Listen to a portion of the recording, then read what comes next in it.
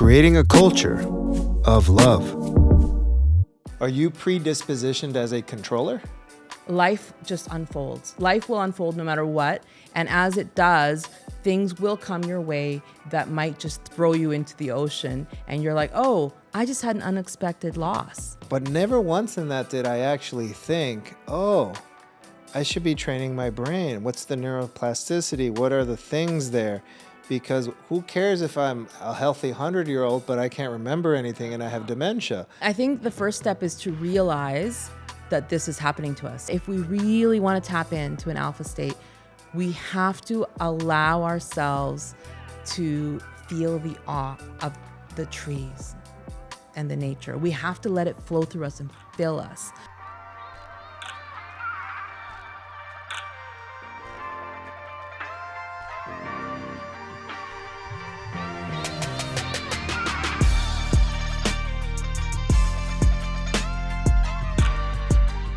So today we are joined by Paola Telfer. She came in from Canada, right, by Whistler? Yeah, I live in Whistler. I love Whistler. I go snowboarding. I haven't gone in a while, but I used to go snowboarding all the time. Fantastic. Yeah, that's where I fell in love with poutine. Oh, yeah, we do have good poutine. Yeah, it was good.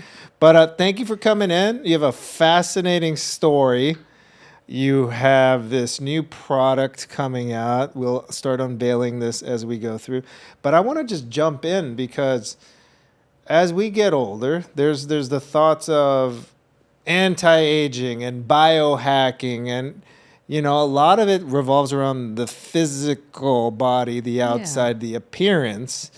But we also know there's neuroplasticity, and there's a finite number of neurons we're born with, and they keep dying off as we get older.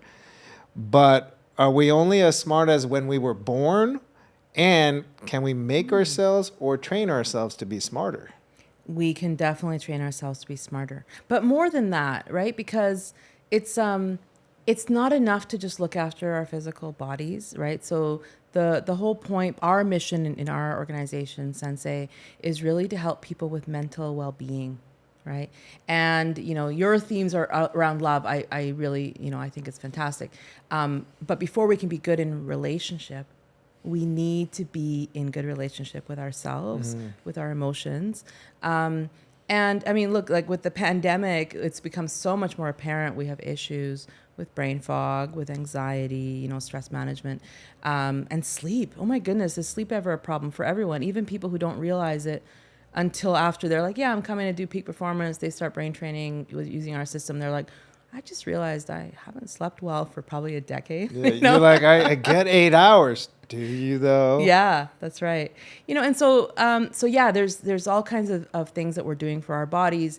Even the sleep trackers, right? Like I use an Aura, I have a Whoop. I think they're fantastic.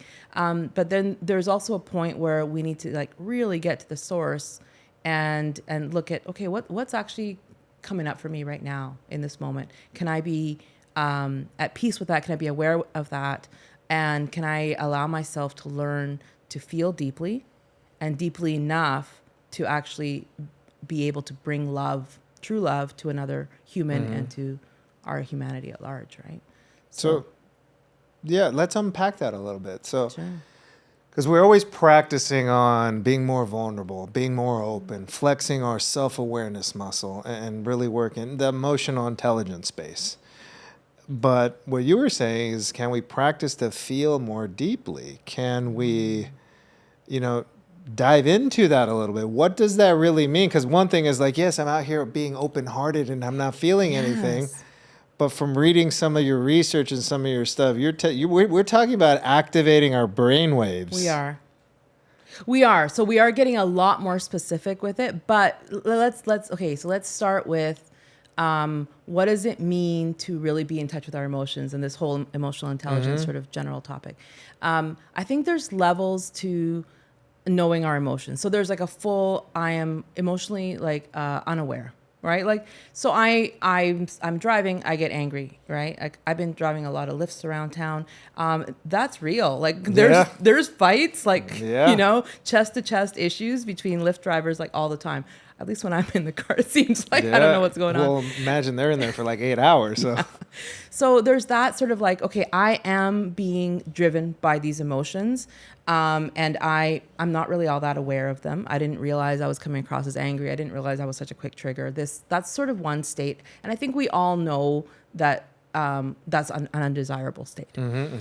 But further in the spectrum of emotional intelligence, I think what's happening there is, even if we're able to be aware of our emotions, even regulate our emotions, we come across as a very intelligent person in a boardroom. We're not yelling at people. We're getting our point across patiently. Whatever it is, we're being good parents and not angering too quickly, etc. And regulating. Even there's still more maturity that's possible. And I think that was part of my journey that led to this company, was that the issue is we need to not, I had to start letting go of control. I was trying to actually control the outcome of things. And that was the next step in that journey of going beyond emotional intelligence and going into what we refer to as emotional intimacy. Right? So now, we think about emotions, and if you think about the emotions as your children, okay? And I know you have Remy. Is it Remy? yeah. So your children are these various emotions, and there's fear, and there's sadness, and they're all at your door. Now, you as a parent, you are aware of presence. And now, if they're banging on the door, sometimes they have to bang really loud because you don't want them in. You're like, I don't do sadness, right? I only do anger, right? So if you let them in, there's the meditative response, the sort of aloofness of, you can come in here, but I'm gonna go into the other room and meditate, or I'm gonna be mindful, even mindfulness. I'm mindful of you, but you can sit there, and I'm gonna sit over here. Emotional intimacy is, I'm going to hold you, and I'm going to allow you to have your full expression of your tantrum or whatever it is, your fear, and I'm going to hold you so you feel safe, you feel welcome, you have full expression. And, with kids, eventually that energy dies off, it dissipates. Yeah. Right? And so that's really, for me, what I came to understand. I'd had a motor vehicle accident, and in that, I realized that I couldn't let go of the event. I couldn't let go of the fact I had been rear-ended. I couldn't let go of that time, so much so that my body was stuck there. And I knew different. I knew it was over. Right? And now we're like months in. I'm still having problems with PTSD, and I couldn't let it go because I needed to allow it to come through me. And I hadn't, as much as I really identified as being a spiritual practitioner, I identified as being a meditator, I was actually suppressing those emotions. I didn't know how to connect with them and allow them, let them have a full expression. And the full expression, just to be really clear, it's not like, getting out of my car and having a fight with someone. It's not an expression to others. It's an expression within myself. And it is really just about me being in touch with my full interiority, right? Like really understanding what's going on in that moment. So that's sort of what I mean by when I talk about the emotional intelligence and moving to emotional intimacy. And when we're talking specifically about, our device, Sens.ai, and we're looking at brain waves, getting really right to the source, I like to think of it as an ocean, okay? So, I feel like I've done this analogy a few times, but I really feel like it's accurate. So, with an ocean, we have the various brain waves. And as we go deeper, the waves get slower, and they actually become more spacious, and they become more still. So it's like between this waking state where we are very externally focused, I'm much more in my analytical mind, and then all the way down into I'm going to sleep in delta, right? So right now, let's say I'm dominant in beta, all the way down to delta. All the stuff in between is the joy of life, right? It's like, right? And so that is, but it doesn't always feel safe to go into those spaces because I've got something there. It's like, I don't want to feel sad because there's something there I need to work through. Maybe it's like, mommy daddy issues or something linked to my childhood or something from a recent relationship. There's something there and I don't want to feel. But in between there, we have the alpha brainwaves, right? So that is a particular frequency, a particular pace, right? So it's 8 to 12 hertz, which means 8 to 12 cycles per second, which means that if we were putting electrodes on your head, sensors that read brainwaves, and we were looking at them on a graph, that's the speed they'd be at. And so the beta, which we talked about, which is more surface, is faster than that. So in the alpha is like going to a spa. You're still in your body, but you're very relaxed. It's like chill. You want to feel chill, you go into alpha, right? If you go a little deeper than that, now you're going slower again, more spacious. Now that's like alpha theta. We do like an alpha theta. Then you go into theta. And so alpha theta is very hypnagogic, actually. That's where you would go and do rewiring. That's where you would go if you actually had a thing. You're like, I got to do this forgiveness practice, right? I need to go in there and I need to forgive myself, or I need to forgive that driver, if we're going to use that theme, for whatever it was for that moment. And so now you can go in there and you can actually very purposefully, very consciously, deliberately rewire that story. And now theta is much more meditative. It's like float tank, right? You're like not really embodied at all and like really mellowed out, like not here really, right? And then there's delta. So the one I missed in that analogy was gamma, and gamma is actually the fastest brainwave, and that's the one you trained before we started. And so gamma is actually super fast, so theoretically it'd be above the ocean, but it feels like it's below the ocean because it is a deeper state. It is the love frequency, it's compassion, it's all the heartfelt stuff, but it feels like bottom of the ocean with a flashlight or a spotlight. It's very aware. There's a lot of lucidity with that. So that's what we're doing with it. So when we're talking about emotions, I talked about the forgiveness aspect. That's where you would in the ocean, you can actually do letting go practices. You can learn to feel. But before we do any of that, we build the safety at the top of the ocean. So that's why our app, we took the approach of gamifying it, and it unlocks slowly over time. So people start building, I guess, two main things: control of your attention, because it's like good luck meditating if you can't control your attention. And that's becoming more and more difficult these days, right? Because social media and like everything, right? So there's that. And then the other piece is internal safety. And that's the alpha. You start building that before you go too deep, or else, you might just not feel as deeply. Yeah. You're like more numb to the world. Yeah. That's right. Perfect. All this is going to segue into a whole lot of specific questions. Okay. But one, you were saying at that moment of the accident, you felt like you didn't have control or you were losing control. Are you predispositioned as a controller? Ooh. Okay, that's so interesting. I wish my husband was here. No, am I? Yeah, sure. I for sure, I like to control things,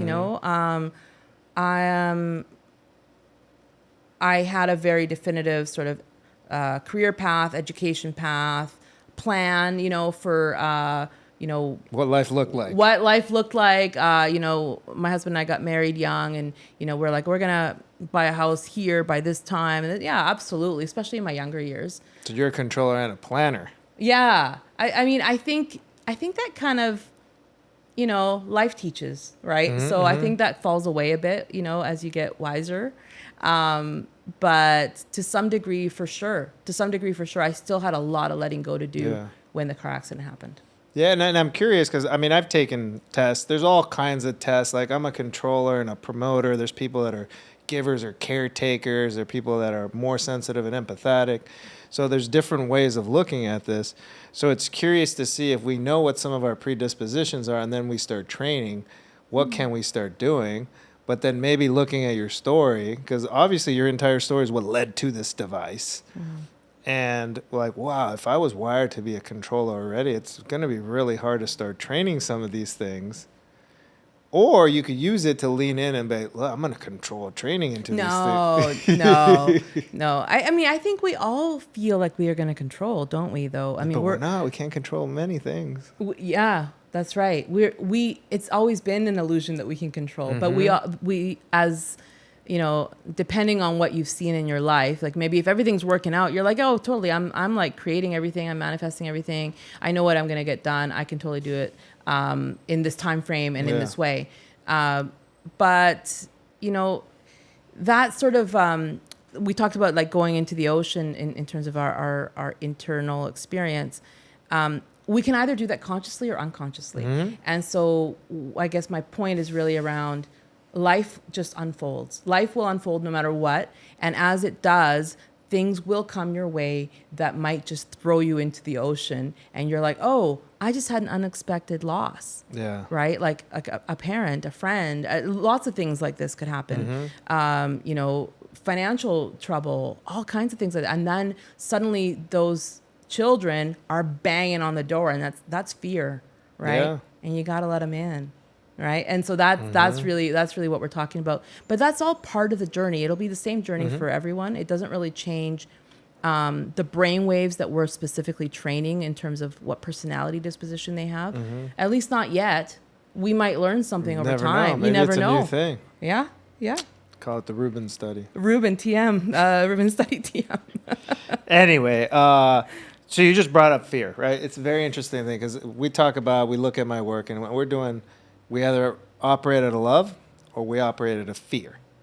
And when I say we're in fear, we're reacting a lot. It's autopilot. It's like bam, bam, quick to anger, flick you off, survival mechanism. Like there's some benefits to fear, but not when we're like constantly in this reaction mode. And then I say when we could take a moment and respond from love, we're responding. We're in control, and for the most part, in that at least, because when we're reacting, we're not in control at all. And maybe that's part of the trigger of the reaction. So with this, can we start practicing, you know, let's call it the brain gym to make it easy, to get ourselves out of these love, fear situations, to be more into the love and tap into that gamma wave more often? Yeah, for sure. I mean, what we're training is the ability for someone to be able to switch gears depending on what's happening at the moment. So if I need to be responsive, not reactive, right? That's the idea. So I need to be here, present, and responsive to what the situation is. And if someone, like let's go back to the car. So someone gets out of the car and, you know, they want to have a conversation. I need to be present in that moment and maybe protect myself, the car, my passenger, whatever it is, right? I need to still respond, right? But it doesn't mean, and maybe fear is appropriate at times. That's the thing, right? That's part of the embracing that child. But you have to let it come to its full capacity, allow it happening in that moment, and then as appropriate, switch back to love. But sometimes, I think sometimes love is not it's not always the right response, depending on what's happening, right? Sometimes things are crazy. And there's different kinds of love. So we're not talking about rainbows and unicorns. No. We're talking about maybe the most loving choice is not reacting and walking away. That's correct. That's exactly right. Exactly. And that's from that response. And it's from clarity. Yeah. It's from clarity. Exactly. And so then that's completely aligned. Yeah. So what we're trying to do is help people to shift gears between these different mental states. And for example, like if somebody's been a meditator for a really long time, and we have a lot in our community, they might actually be practicing one mental state all the time. And it might be, maybe it's a deep theta gamma. That person might actually have a really hard time writing a book or doing other things in the world to create, right? They probably can't actually sit, focus, and create this thing because they're out of body most of the time. Yeah.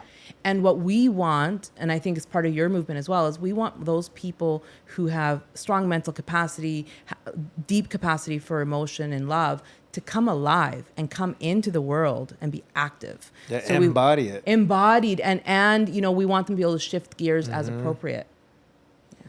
Yeah, no, exactly. And that's bit of a thing. Love revolution. We're walking out. Yeah, and again, this isn't romantic love. It's not what, but it is about that. So if we could start practicing it, right?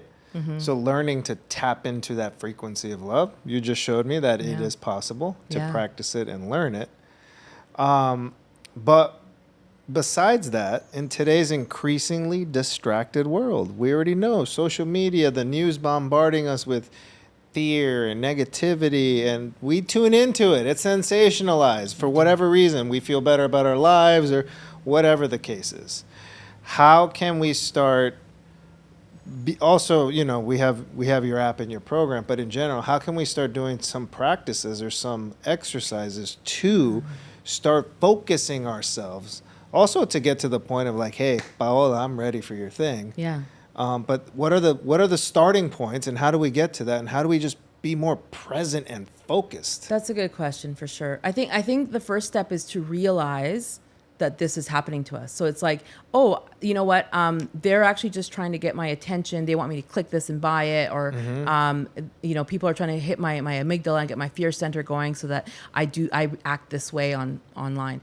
And so when we become aware of it, we have to make a choice. We have to say, I'm not going to be controlled in this way. I'm going to take the reins back.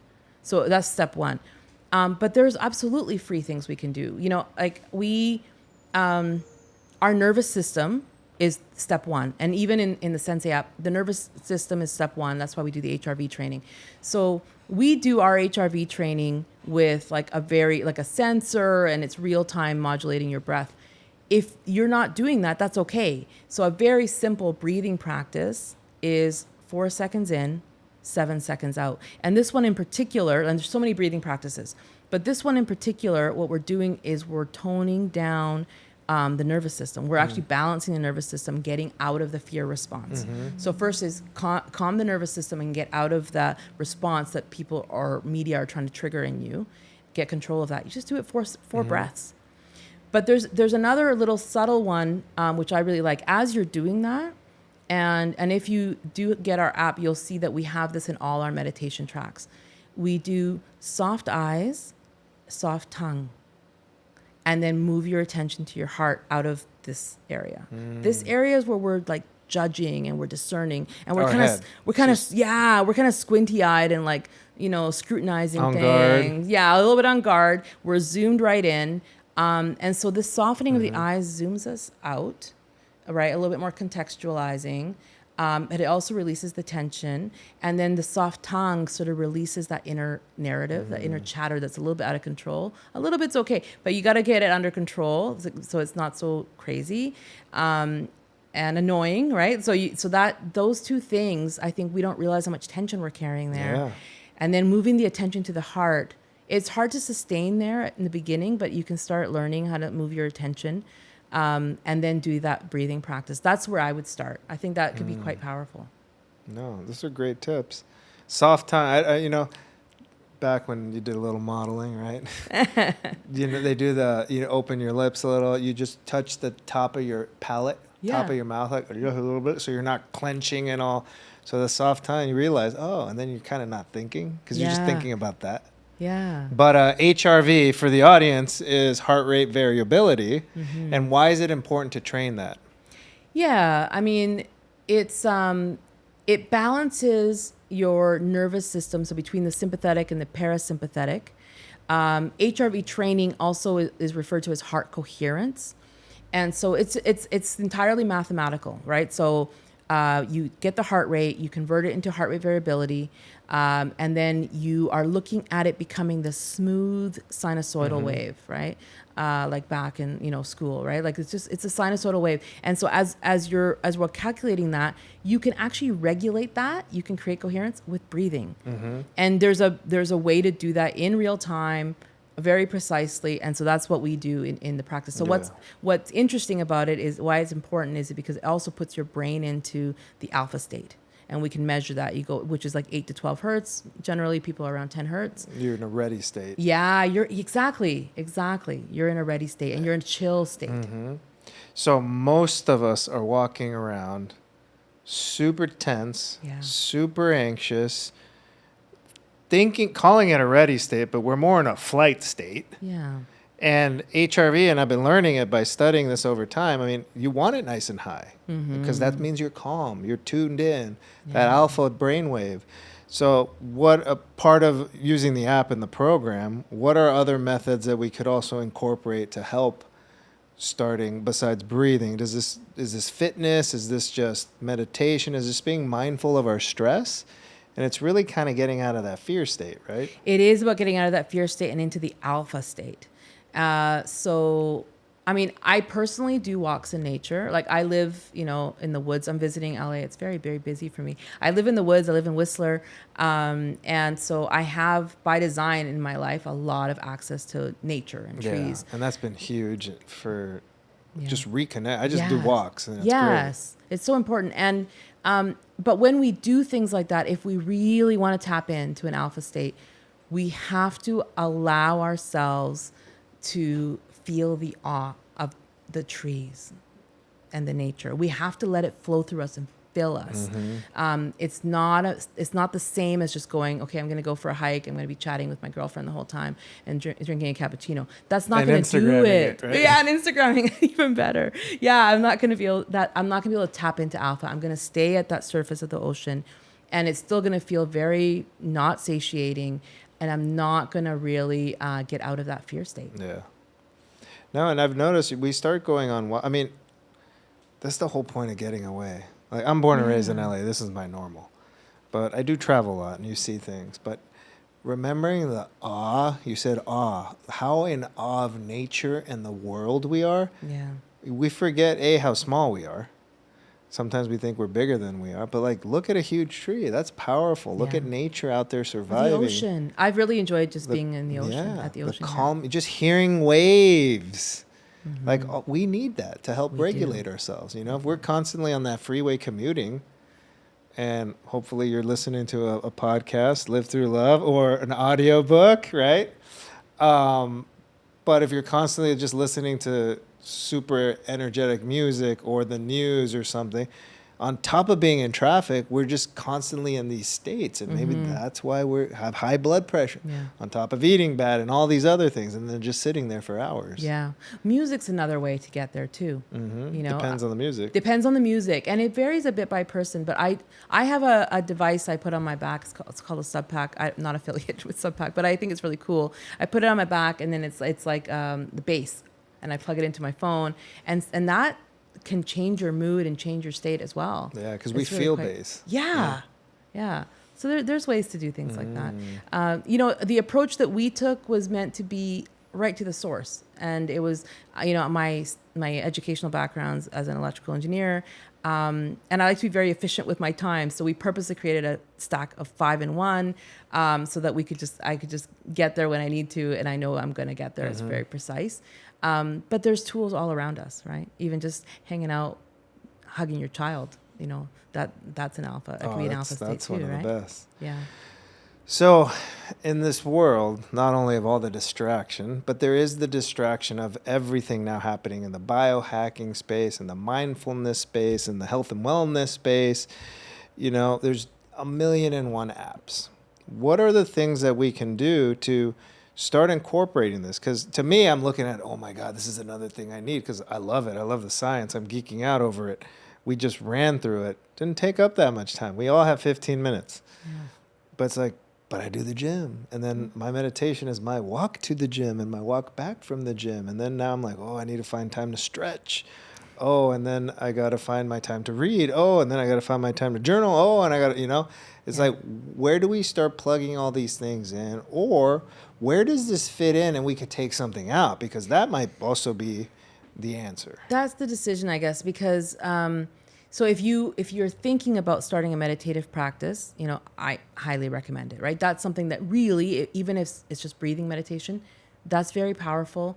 But people find it difficult. So that's why we have Sensei. But, I guess it's back to if we're just looking after the physical body, it's not enough. We're going to stay there in beta. We're not going to go into the depths. We're not going to get into deep alpha theta and explore gamma theta and all this really cool stuff and brain synchrony. We're not going to get there. And if we do it on our own with meditation, could take a long time. Right. And we don't even have anything to measure if it's working. Not well, working. And that's it. Our society now, we want numbers. We want to know that I just spent my last 15 minutes on something worthwhile. So this is an answer to that requirement. Where my KPIs and my results. Yeah. But ultimately, we're hoping that there's people that have the intention of saying, yeah, you know what, I can see that I can do better. I want to increase my IQ. I want to be better at work. My performance might be driving me. I might be having sleep issues. I might be having brain fog. These are real concerns. Or I just want to show up better for my partner, for my child, for my friends, and at work. And so I want to just show up better. And I think there's something here where I want to tap deeper. I'm going to try and tap in deeper. Yeah. And so this is a way that's controlled and safe to tap in deeper. Yeah, no, and I'm hearing, originally we're talking about the physical part, right? We know to train, to move, to this, to that. I'm like, I want to live to 125. Yeah. Knock on wood. Obviously, if I'm healthy and all that and cognitively here, but never once in that did I actually think, oh, I should be training my brain. What's the neuroplasticity? What are the things there? Because who cares if I'm a healthy 100-year-old, but I can't remember anything and I have dementia. Also, I'm very performance driven. Like I'm trying to be as an optimal human as possible, but I've never thought, wait, I should be training my brain waves so I could be optimal there as well. It's like, okay, I could do 100 pull-ups. What's next? 101 pull-ups? But I haven't done that to the head. For sure. How can I be less brain fog? It's a thing. Be more focused. Be more efficient. I'm about to have a second child coming up. Oh, nice. Congratulations. Thank you.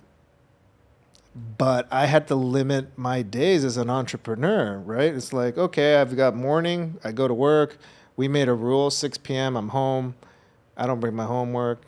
It's my work home, and it's just family time. Now when you have another kid, that's going to be more time. I don't do the works on the weekends.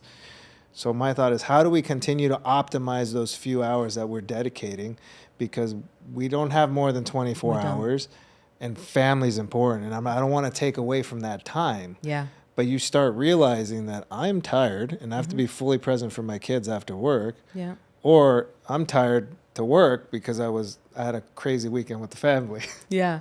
Well, and I think that's it. We have to decide what's important, and it could be different this year than next year. Like, having a second child is a big deal. It's going to take a lot of time and attention from you, and rightfully so.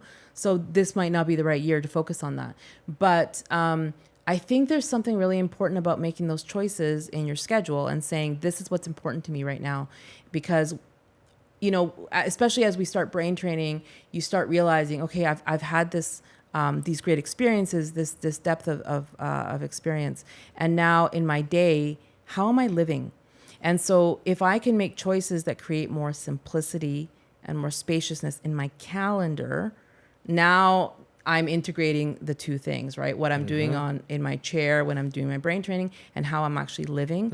And so maybe I don't need to overschedule myself. Maybe my calendar needs some more space so that I have room to flow and feel into, I want to go for a walk, But I do feel like we've made it as short as possible. So 15 minutes, you're like lifting weights for your brain. And I do worry about getting older and what's going to happen if the body's still going and the brain is not that sharp. Because it's such a big part of our identities. And when I had my motor vehicle accident and I had a concussion, that was one of the scariest aspects of it.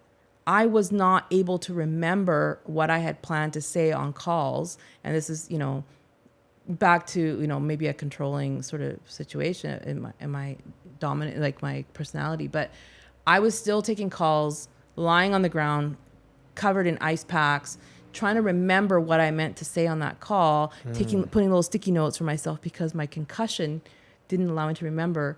And now I'm back to who am I without my cognitive ability? Yeah. And now if I'm like 70 and 80, good luck recovering, right? Yeah. Like it's hard. And we don't want to be burdens to anyone, let alone a family.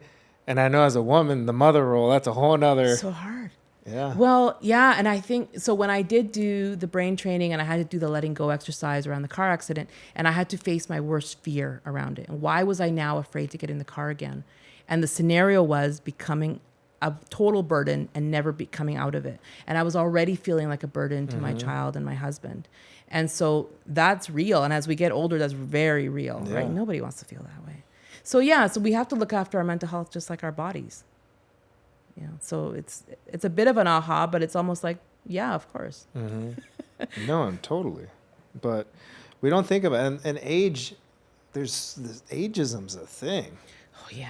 I'm in my 40s now, and I'm just like, wow, this is real. Yeah. This is real.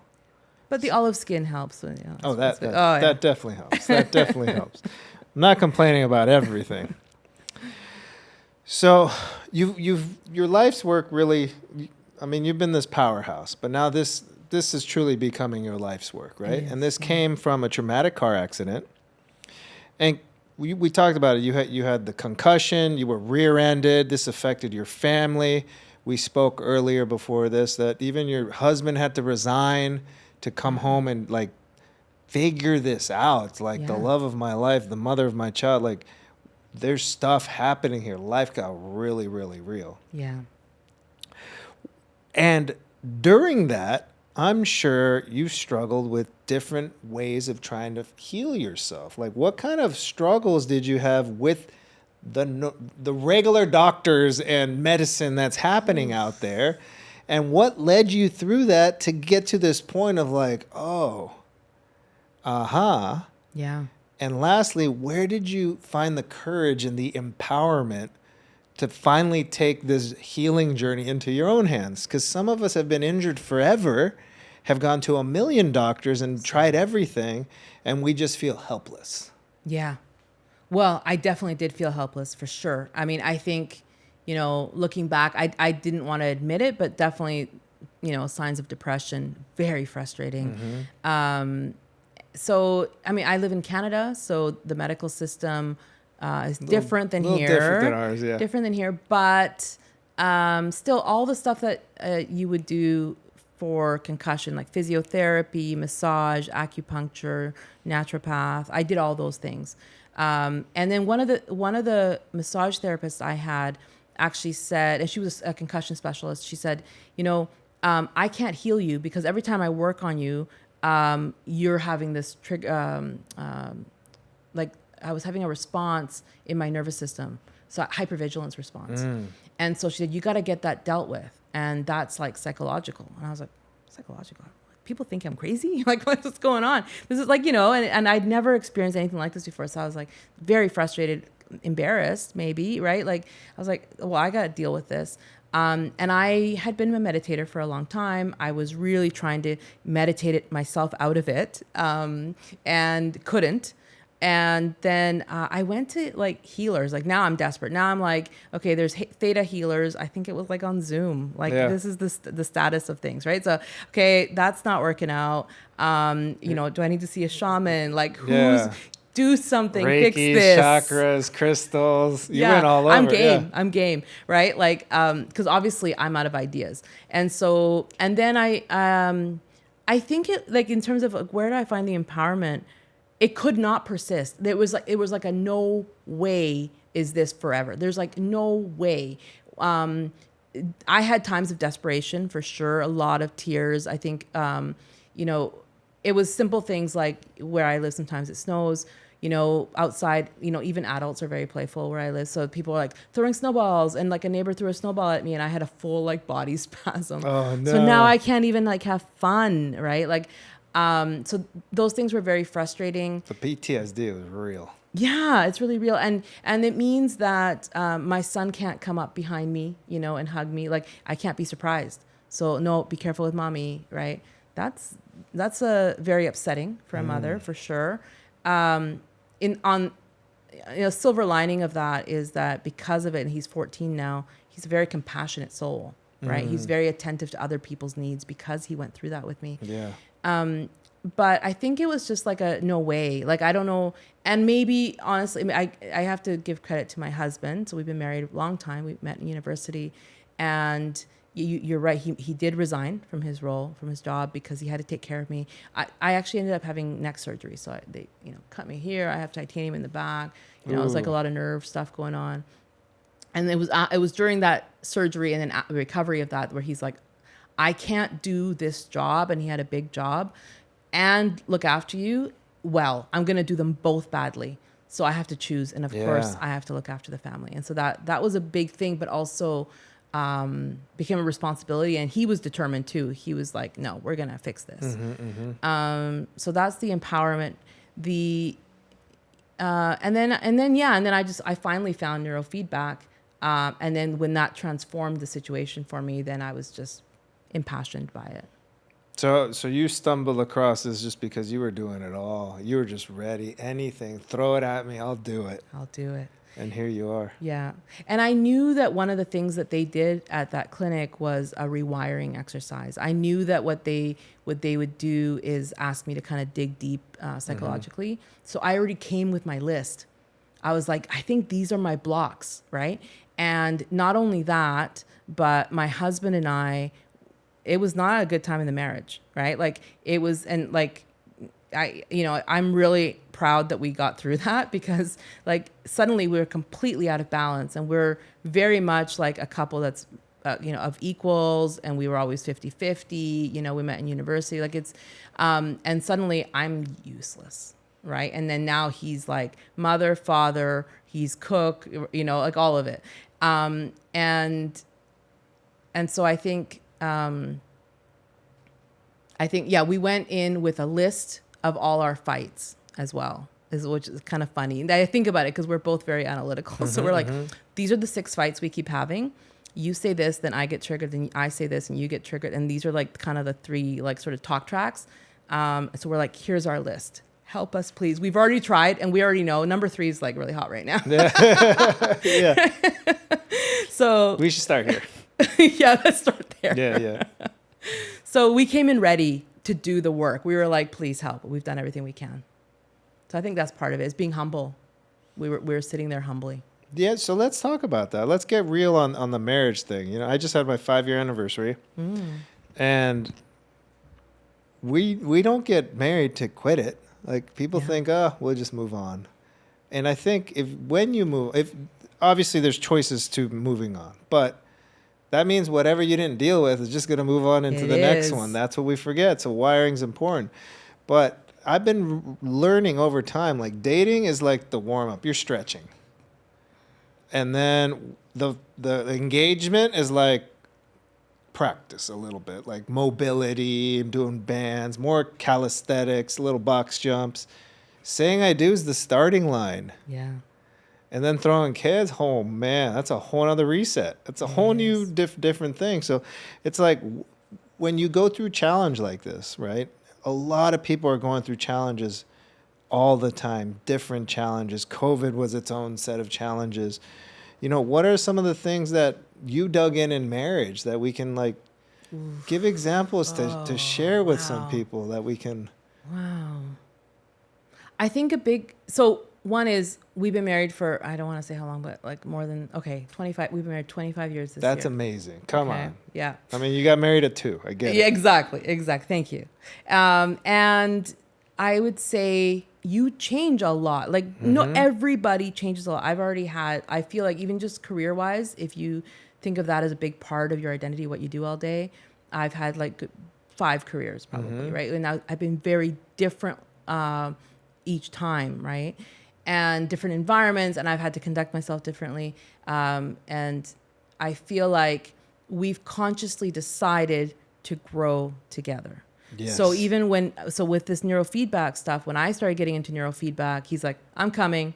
And very consciously, he's like, we're going to get far apart here. You're about to go down this journey of like mental development, emotional development, and you're going to be over here, and I'm going to be stuck here. He goes, we got to do so. And it was expensive. So we had to make a decision. We're going to pay double, and we're going to go together. Wow. So it became his journey as well as mine. That's powerful. Good for him. Yeah. And it was part of that bringing, like, okay, we're going to be honest. Like, these are our fights, and we're stuck in this routine. So this is a self-awareness.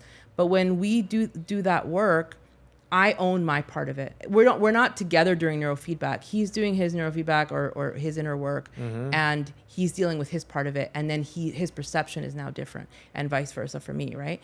And so then suddenly everything shifts. But so growing together is like everything. And I think, we work together too. I don't know if you knew that. No, I did not know that. And that is a thing that I'm like, I can't do it. I don't think we could have in earlier years. I think in this company, I couldn't do it without him, right? Yeah. And so there's something, like I know some people are solopreneurs and that's like one journey. I love having like a team, right? So for me, it's my husband, Jeff, and Corey, who's my co-founder. And these two men are brilliant. But they also make it fun. Yeah. And I feel supported. And it's like we're passing the baton and we're like cheering each other on. And there's like this camaraderie. And it's like, hey, what do you think about this problem? Because there's respect. And so that makes it a very enjoyable journey. But yeah, Jeff and I couldn't have done it earlier years. I think we're more into our wisdom, sort of, we've matured. But it's part of having a lot of clarity. So very, very clear, radical communication. It's more like, oh, this is my space. This is what I do. These are the decisions I make. This is when I need input from you.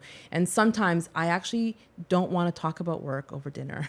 Right? It's like that's going to be the thing. It's who do you go talk to work? Like I go home, I tell my wife. She tells me her things, and like, cool. Yeah. But if you're working together, then you go home like, yo, we just left the office. We're going to still talk about this? We work quite separately, Yeah. actually. But what I found recently, that the important thing is he's happy to hear my thing. I'm happy to hear his thing. As long as we're not giving each other to do action items at the end. It's not a meeting for action items that I'm just here listening to you. So that's the distinction with off work or out of work hours sort of chit chat. Okay. And also we're mindful of our son. So we have a 14-year-old. And so we know that this work with Sensei is we're so passionate about it. That's why we thought it's worth the risk, right? Because Jeff also feels like this is part of his life mission. We're like, yes, we have to do this. So we're aware that we're modeling something for him. And so how we deal with each other, how we work, how we sacrifice and we give it our all because we believe in something, that's important to model. Even some business concepts are important to model. So we will talk about things in front of him that we think are modeling the right behavior. And then sometimes for him, it's boring. If it's boring, then we'll go for a walk and talk for an hour and it's over. So bit of that. Yeah. Interesting. So it's important if we take that one lesson of we're growing together. The day one person stops growing is the day it starts drifting. Yeah. So that is important. And I want to share the you here behind this headset and an app. Like, that's why people are going to fall in love with this and want to try it, because they're like, what is your story? Who are you? How did you end up here? And I could see why your husband's in on it too, because like he quit to protect you, and then you did this together, and you had this world war in between all this while you're trying to heal yourself. Yeah. Yeah. Yeah, it's been intense. And now we're at this point where it's really gratifying. It's actually, it's finally in people's hands. Like, we've been through the ringer on manufacturing during the pandemic. Can you imagine making hardware during the pandemic with a global supply chain crisis? We're getting components from 12 countries. I think it's like, maybe it's a couple 400 components. It's like crazy. It's an intense piece of hardware. Sourcing. How many design iterations were there? Oh, so many. And so now we're at this point where it's like, it's in people's hands. It's not without its kinks. Like, we're kind of getting out of the gates, or like, but our community is giving us feedback. We're tidying things up. People are like, oh, can we have like daytime mode and nighttime mode? We're like, yeah. And people like it because we're on it, right? We're like super agile right now. It's fun. Our team is so small that we have like 2 people now in customer care, and we've been interviewing anyone who starts a mission. The missions are like these multi-week programs, and they've done 3 sessions. They get a meeting, and they get a meeting with our customer care and myself. And I come in and we talk for a half an hour. And that's the first time I was a little worried. I was like, what are they going to say? And then it became the most gratifying experience, because it's like, oh, where are you doing it? How are you doing it? It's like, oh, I'm on sabbatical. I'm doing it here.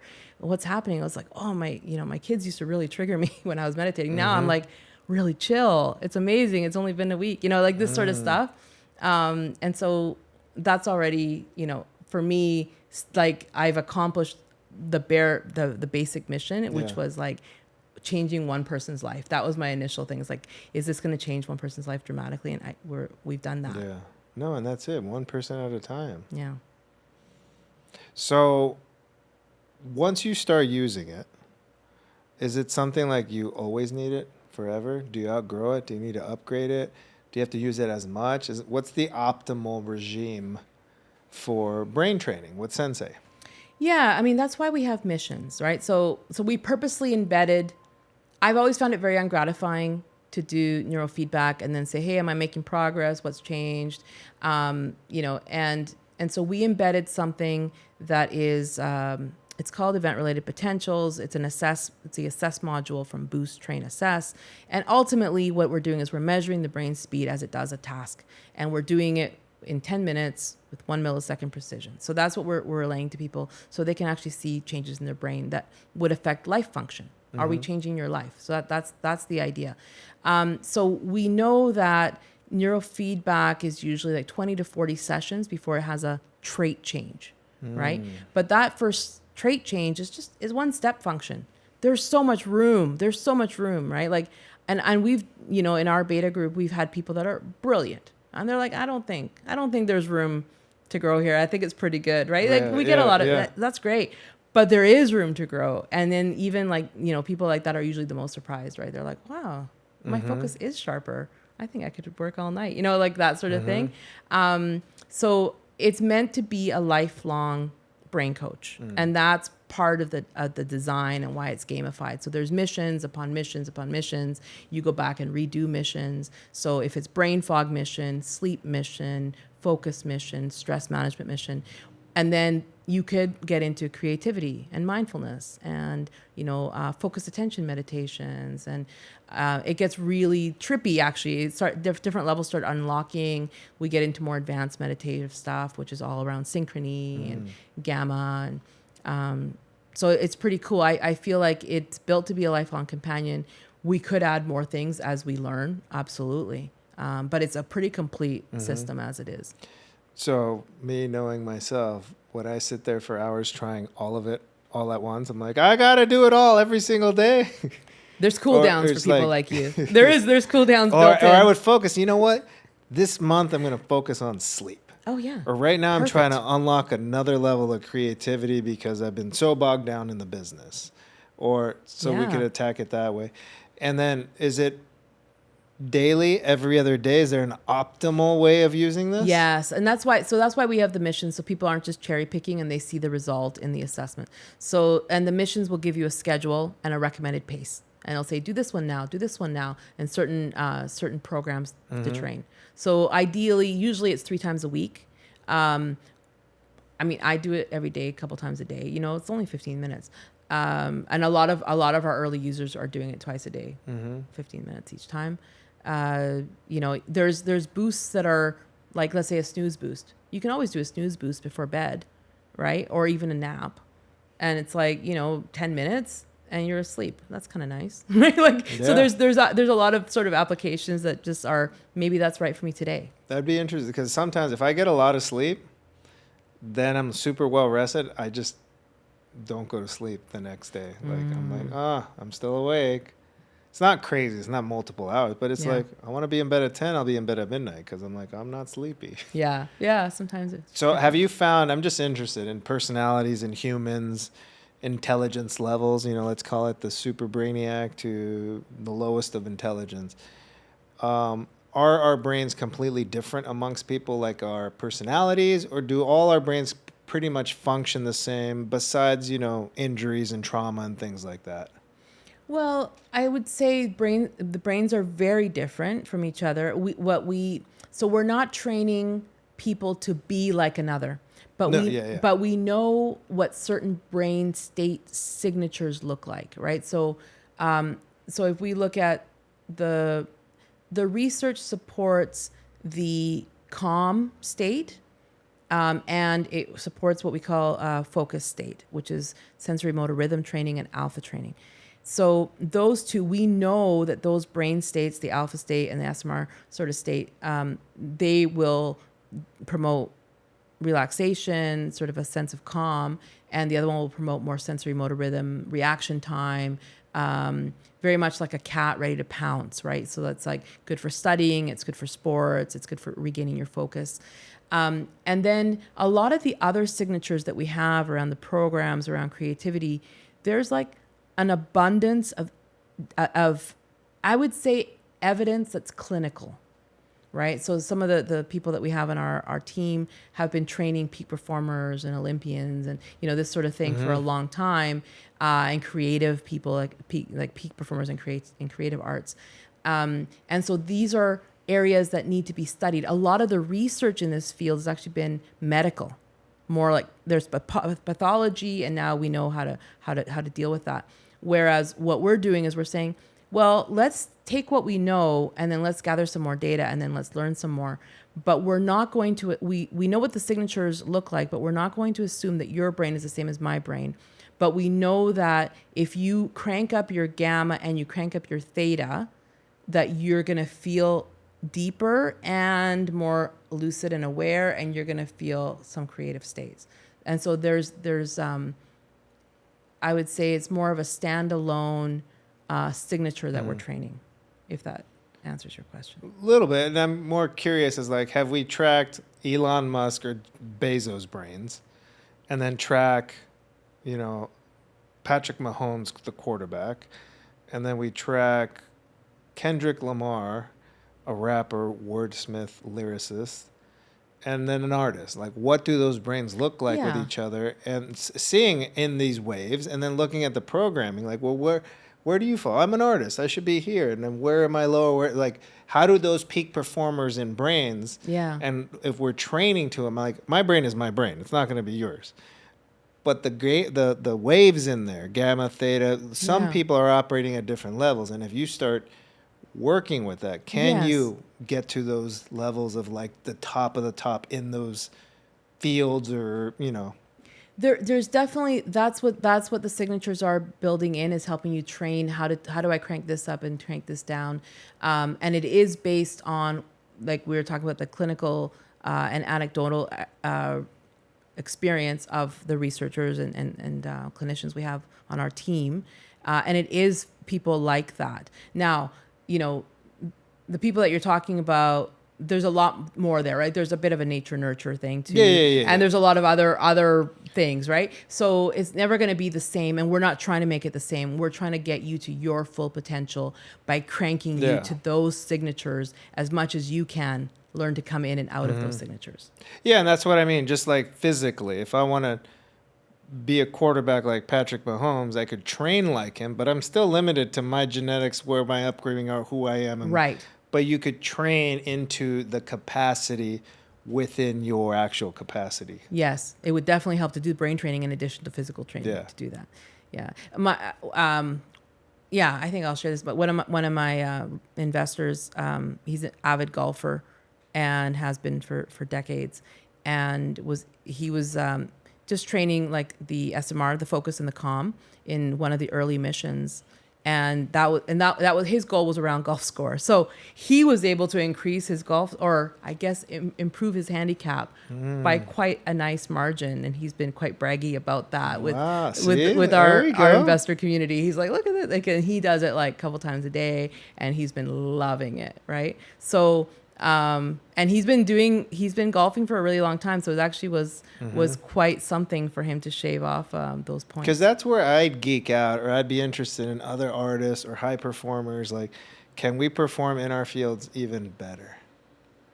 Can we be more present? Like, that's where I'm like, how can I be better at living my mission and putting this vision to where I want to take it? Yeah.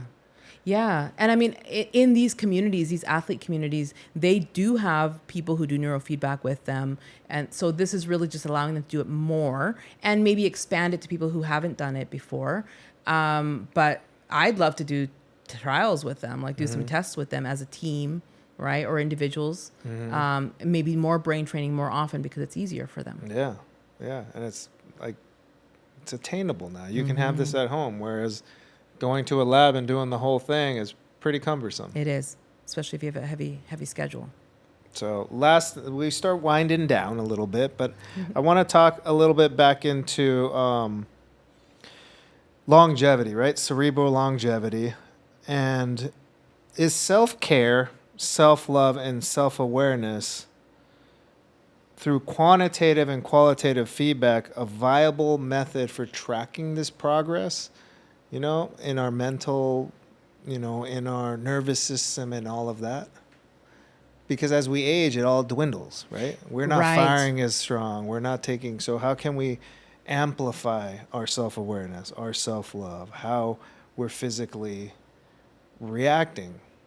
Yeah, I mean, so if we were doing meditation, we would be trying to increase the depth of the state that we're trying to achieve, and we'd be trying to sustain it for longer.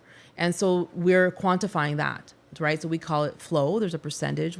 There's a streak, how long you can hold it, and then there's a recovery time, right? So you saw that when you just did the training.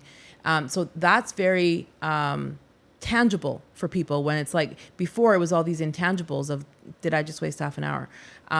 So that's one piece. And then the other one is with the assessment, we're looking at things like your reaction time and your processing speed. And so those are things that, yeah, they would decline with age. Mm-hmm. So can we keep them the same? Can we improve them? Yeah, 100%. I think that I want to know that about myself.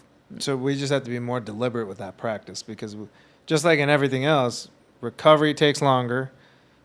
Physical therapy, all these things, you've got to be, as we age, lift heavier weights to maintain muscle mass. Mm-hmm. So then cognitive decline is going to happen. This is an opportunity to be able to practice that part of our longevity practice. That's right. That's right. Yeah. I mean, even the boosts that we have, that's the light stimulation. Those stimulate the mitochondria and the cellular cycle of energy Mm-hmm. with the ATP production. And that is really important. Oxygenation and blood flow is really important as our brains age. Mm-hmm. So that alone has a lot of the focus of the study in the space of photobiomodulation. Okay. Yeah. Okay. I think I'm sold.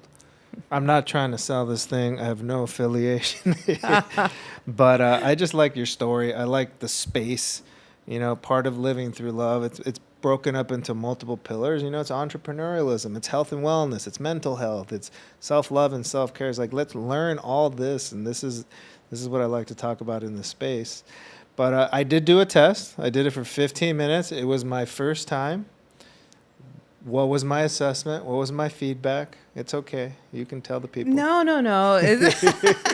It's a consumer device, not a medical device. So I thought you did really well. I mean, I told you we have to put a score that was an absolute score, because our community really wanted a score that they could compare to ideal, right? So if a monk came and did this, what would their score be? I want that to be what I'm shooting for. So we have 1,000 points that you're working towards. But people are all across the range, like starting from 100 and up, and it's all good. It's all just good information. Mm-hmm. I really don't want people getting caught up in the score. It's there just to motivate if That's it does. the competitor in me, though. I know. We're going to do some fun stuff around that, so that we have like leaderboards around experience points and things like that. The other thing coming down the pipe, that it will be around teams. So we're going to do group synchrony, heart and brain, and maybe team competitions might be cool. That's just part of our psychology, Mm-hmm. right? Like, we like to compete a little bit and have some fun with it. So as long as it's productive, yeah, why not? Yeah, that'd be cool. I'm an AGT fan. I got hooked a couple years ago. And the group synchrony, it'd be interesting. They had like 65 people doing arm things. It's incredible. One of the practice videos have gone viral because it said, "Stop hate, we need more love." And of course, I liked it even more. Mm-hmm. But you've got 65 people synchronized, eyes closed, not looking at each other, one guy conducting, and they're just moving all their rad. hands at. It's incredible. I wonder how they would all line up with the. Are they all in sync all the way down to their There we brainwaves? go. That's a fun test. Okay. That'd be interesting. Yeah. Anyway, random tangents. This is why we just have fun conversations. So, Paola, final question. How would you, or how do you, define living a life through love? Yeah, I mean, we touched on this in a number of ways already. So this is, We think about, I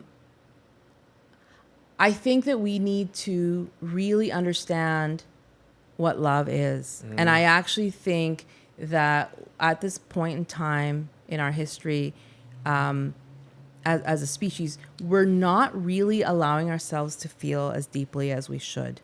So maybe a lot of us that feel like this is love, right? Maybe we're not feeling love as deeply or as purely as we could. So I would say to live in love would be to come into contact with our full experience in the moment, become very aware of our emotions, all of them, right? Fear and sadness included, allowing ourselves to deepen that feeling, and then have more love for ourselves so that then we can be that way with others. Yeah. Right? Yeah. There's no wrong answer. So that was an A+ out of 1,000. But it made me ask, how would you define love? I think it's a profound, persistent feeling of affection. When you say love, I think about my son. Very easy to bring up that experience of love with him, right? And that's a personal love. And I think it's really nice to have that as a concrete example where you can bring up the emotion and then expand that emotion, right? So the transpersonal love, like a oneness, right? For humanity, for others. It's important, but it needs to come from something concrete, and it cannot just be conceptual. But ultimately, I think when love manifests as wishing the best for someone else, sacrificing for the wellness of others and their wishes, and then acceptance, isn't it? And then allowing. Acceptance is huge. I like Yeah. that one. Yeah. Yeah, I say we don't have to agree with each other, but we have to accept each other that's right. because we're all on this journey. That's right. Yeah. Awesome. Well, thank you so much for sharing. Thank you, Ruben. That was really fun. And where can everyone find you, the company? Yeah, so the company's called Sens.ai, Sens.ai, that's Sens.ai. And then our Instagram handle is Sens.ai.inc. Awesome. So check us out. Yeah. Thank you so much. Thanks, Ruben. Thank you so much for tuning in to Live Through Love. If you love this episode, you'll love this episode.